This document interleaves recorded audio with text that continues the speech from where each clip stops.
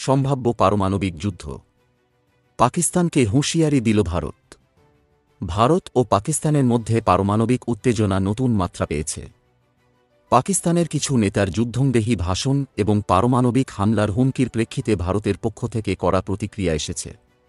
ভারতের সেনাবাহিনীর প্রাক্তন লেফটেন্যান্ট জেনারেল কেজেএস ধিলন স্পষ্ট করে বলেন, পাকিস্তান যদি পারমাণবিক অস্ত্র ব্যবহার করে ভারতকে আঘাত করে তাহলে তার ফল হবে ভয়াবহ, পাকিস্তানের অস্তিত্বই বিলীন হয়ে যেতে পারে।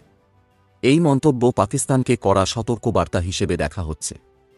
ভারত তার প্রথমে ব্যবহার না করার নীতি বজায় রাখলেও পাকিস্তান যদি আক্রমণ চালায় তাহলে ভারতও পারমাণবিক প্রতিশোধ নিতে প্রস্তুত। বিশেষজ্ঞদের মতে, পাকিস্তানের সামরিক সক্ষমতা এতটাই সীমিত যে ভারতের মতো শক্তিশালী দেশের বিরুদ্ধে পারমাণবিক যুদ্ধের ঝুঁকি নেওয়া তাদের পক্ষে বাস্তবসম্মত নয়। ফলে এই হুমকি নিছক এক রাজনৈতিক কৌশল মাত্র বলেও মনে করছেন বিশ্লেষকরা।